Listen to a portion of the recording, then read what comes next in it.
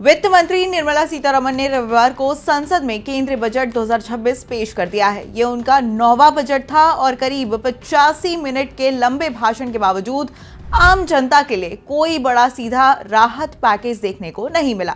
हालांकि सरकार ने टैक्स फाइलिंग को आसान बनाने, रेलवे प्रोजेक्ट्स, स्वास्थ्य, शिक्षा, टियर 2 और टियर 3 शहरों के विकास और कंटेंट क्रिएटर इकोनॉमी को लेकर कई अहम घोषणाएं की हैं। तो आइए समझते हैं कि बजट 2026 में क्या बदला और किन सेक्टर्स पर सरकार का फोकस रहा।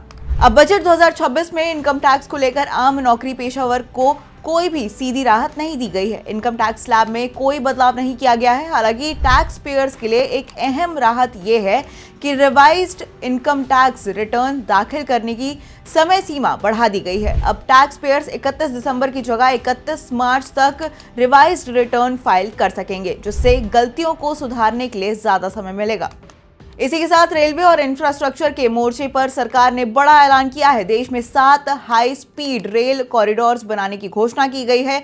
इनमें मुंबई पुणे, पुणे हैदराबाद, हैदराबाद बेंगलुरु, हैदराबाद चेन्नई, चेन्नई बेंगलुरु, दिल्ली वाराणसी और वाराणसी सिलीगुड़ी शामिल है। सरकार का मानना है कि इससे यात्रा का समय घटेगा और बड़े शहरों के बीच कनेक्टिविटी बेहतर होगी। स्वास्थ्य क्षेत्र में बजट 2026 ने आम लोगों को राहत दी है। सरकार ने कैंसर की 17 दवाओं पर आयात शुल्क पूरी तरीके से हटाने का फैसला किया है। इसी के साथ 7 दुर्लभ बीमारियों की दवाओं को भी ड्यूटी फ्री कर दिया गया है। शुगर यानी कि डायबिटीज की दवाएं भी सस्ती होंगी, जिससे इलाज का खर्च कम होने की उम्मीद है। आयुर्वेद और मेडिकल टूरिज्म को बढ़ावा देने के लिए सरकार ने 3 आयुर्वेदिक एम्स खोलने की घोषणा की है। इसके अलावा देश में 5 मेडिकल हब बनाए जाएंगे, ताकि भारत को ग्लोबल मेडिकल टूरिज्म का बड़ा केंद्र बनाया जा सके। शहरों के विकास पर भी बजट 2026 में बड़ा जोर दिया गया है। 5 लाख से अधिक आबादी वाले टियर 2 और टियर 3 शहरों के विकास के लिए सरकार ने 12.2 लाख करोड़ रुपए खर्च करने का ऐलान किया है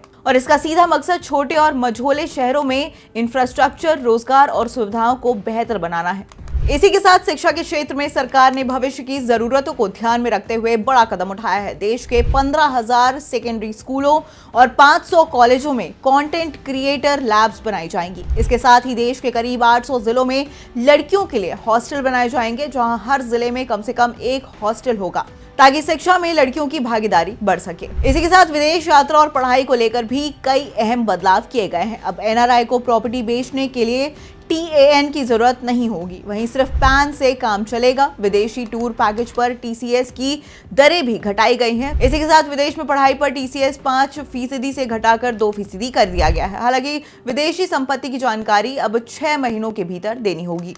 बजट 2026 में सबसे खास फोकस कंटेंट क्रिएटर इकोनॉमी पर देखने को मिला है। अब सरकार ने साफ संकेत दिया है कि भारत में कंटेंट क्रिएशन अब सिर्फ सोशल मीडिया तक सीमित नहीं रहेगा, बल्कि इसे एक मजबूत करियर और इंडस्ट्री के रूप में विकसित किया जाएगा। एनिमेशन, VFX, गेमिंग और कॉमिक्स जैसे सेक्टर्स को बढ़ावा देने के लिए स्कूलों और कॉलेजों में कंटेंट क्रिएटर लैब्स बनाई जाएंगी। सरकार का अनुमान है कि गेमिंग सेक्टर में 10 लाख से ज्यादा प्रोफेशनल्स को रोजगार मिल सकता है। इसके साथ ही गेमिंग स्टार्टअप को सपोर्ट करने के लिए 10,000 करोड़ रुपए का फंड भी बनाया जाएगा। AI, तेज इंटरनेट और मजबूत डिजिटल इंफ्रास्ट्रक्चर से छोटे शहरों और गांवों में क्रिएटर्स को भी आगे बढ़ने का मौका मिलेगा।